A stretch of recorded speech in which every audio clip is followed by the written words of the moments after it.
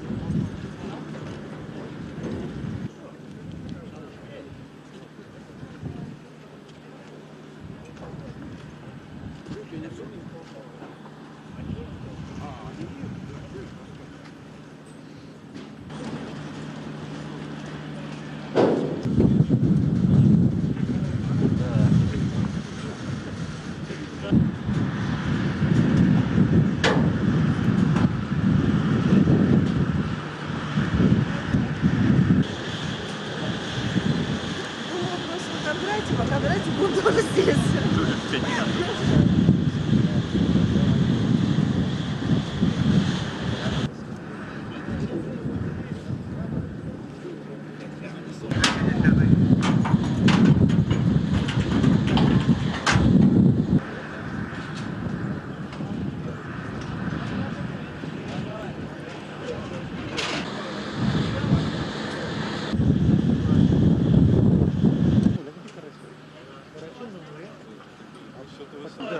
Он не будет подписывать.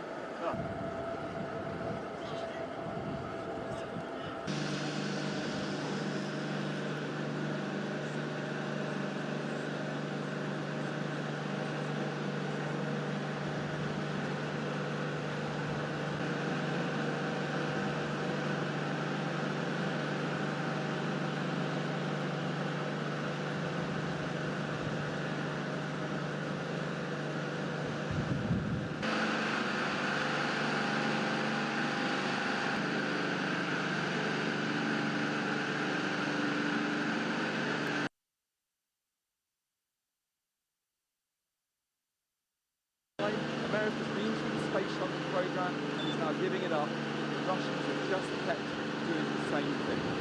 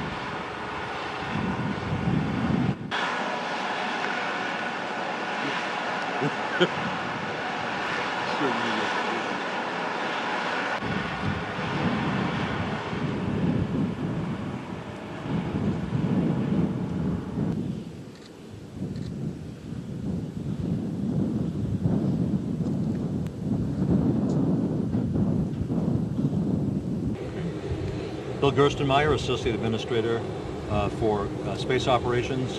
Bill, I'm going to go to the human side of this first. Mark Kelly, we talked to him earlier, Scott Kelly's brother. I can sense, even though he's a hardened shuttle commander, that this is an emotional time for him. How unique is this for one brother to see another off that will wind up joining up in orbit early next year?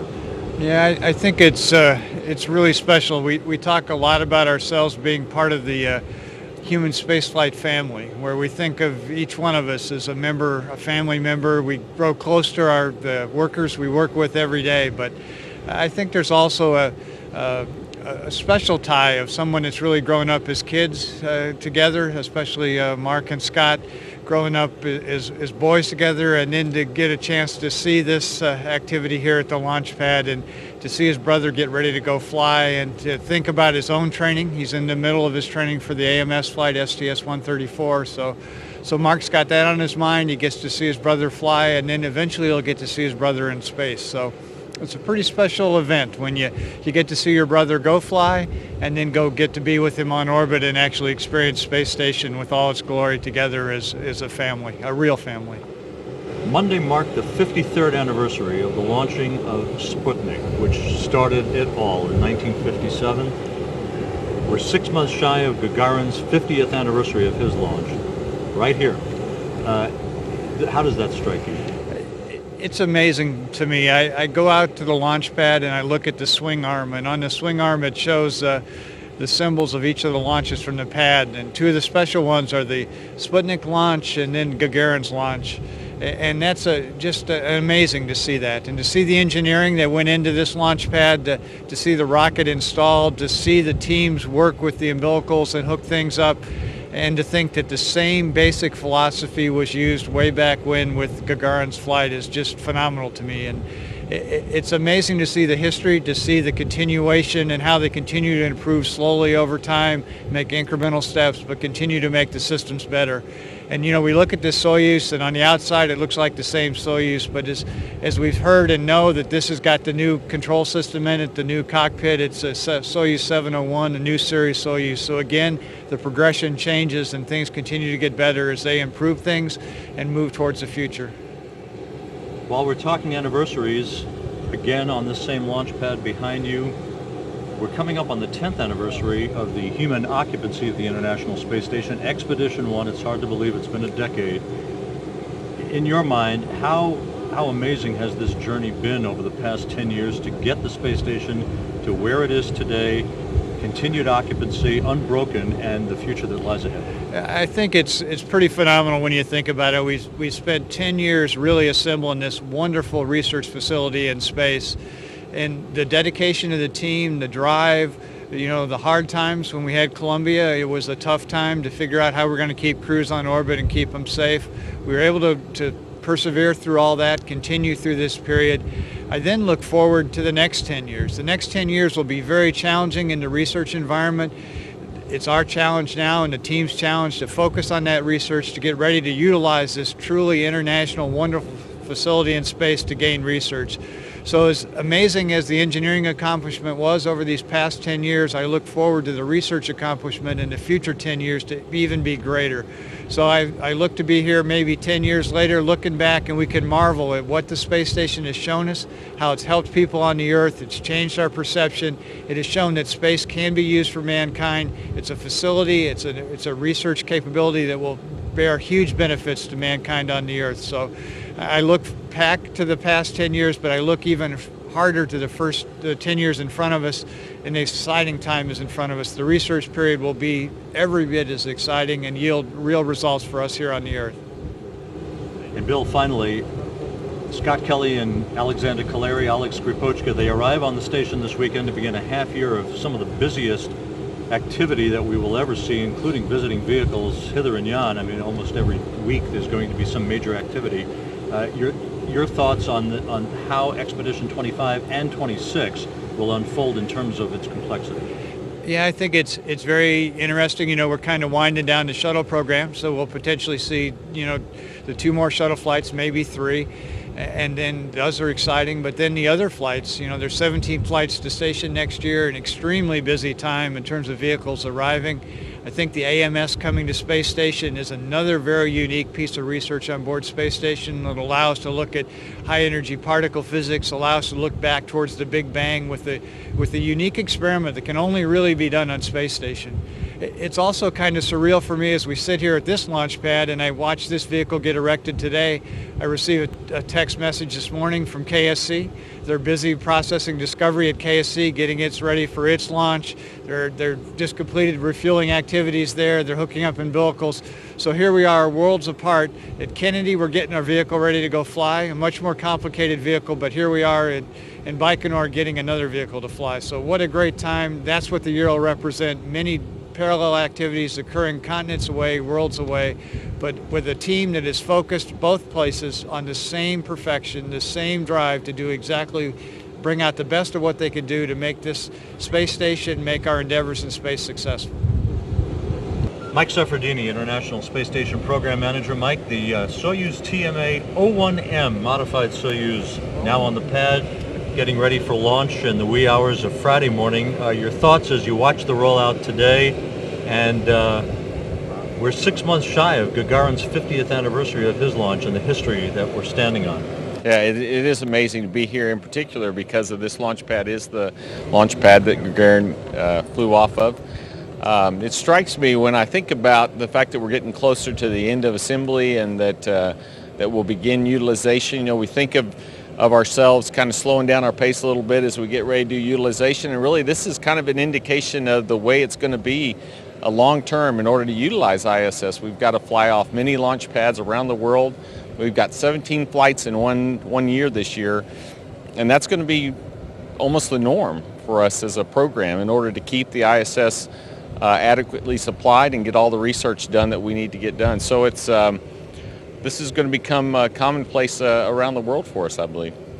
For Scott Kelly, Alexander Kaleri, Alex Kripochka, this increment that they're joining and the one that they'll be inheriting in late November, Expedition 26, busy time, shuttles, visiting vehicles. Give us a sense of how busy the space station is going to be in a traffic pattern over the next 6 months. Oh yeah, it's going to be incredibly busy.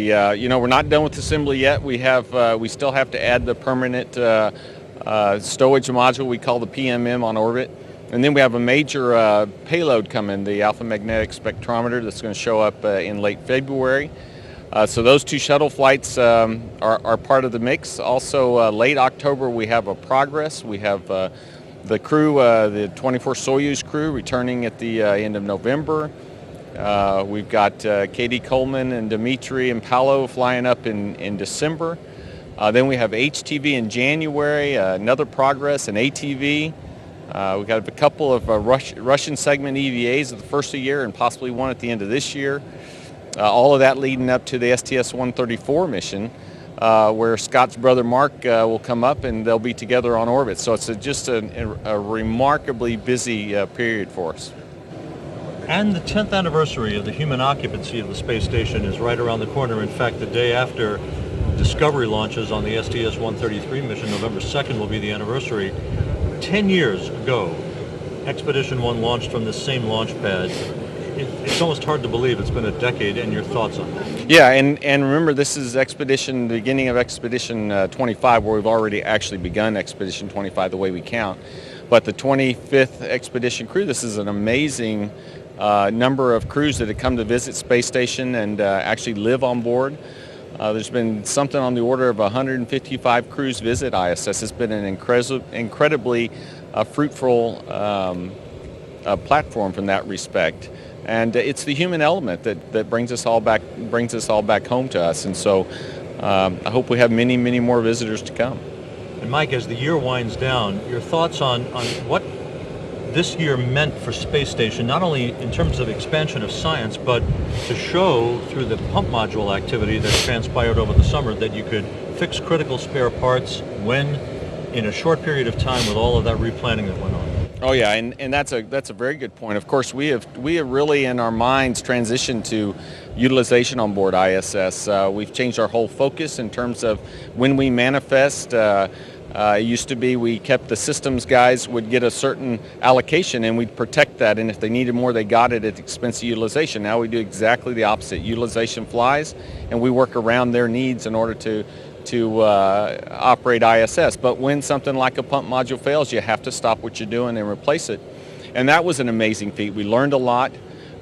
We took about 10% of the crew time that we had planned for research away, but since that time we've made up over half of that time back. And so even though we did the pump module, the team really turned to and found more efficient ways to get some of that research done, and that really is our focus. And so while to the outside world it looks like we were mostly just fretting about the pump, we were internally working very hard to make sure we got that time back that we took from utilization. So it does all work. It's an amazing effort by an incredible team around the world, but it does all work, and we will continue to do more and more research and learn more, discover more as the years go on. Mark Kelly, Endeavor's commander for STS-134 next February in a very unique role here at the Baikonur Cosmodrome. Mark, you're here to see your brother launch to the International Space Station in the Soyuz rocket that sits behind you. Your thoughts as the hours count down to your brother's launch? It's a pretty amazing place to be. A lot of history here. And, to consider the fact that my brother's part of this and our family's out here, it's pretty exciting. Saw Scott yesterday, going to see him again today. He's feeling really good, and he's got a very busy mission ahead of him, so it's nice to get a chance to see him off. Much has been made of the fact that twin brothers have the real potential of meeting up in orbit as respective commanders of a space shuttle and a space station. Did you have a chance to talk a little bit to Scott about that uniqueness? Yeah, we've talked a little bit about it. It wasn't actually supposed to happen. I should have been up to station and back already on my flight. But he's going to launch in a couple days on his expedition, and then we'll see what happens with the launch of STS-134, whether we launch on time or not. And if we do, when I open the hatch, he'll be on the other side. Now, you're on the same launch pad that Yuri Gagarin launched from almost 50 years ago. Your sense of history as you sit here and watch all this process unfold? Yeah, this is an amazing place. The fact that they've used the same launch pad for 50 years, where in the American space program, we have several that we've, demolished and rebuilt, and so it's pretty interesting to know that every one of these rockets and every cosmonaut that's gone into space has gone off this pad. It's a pretty special place.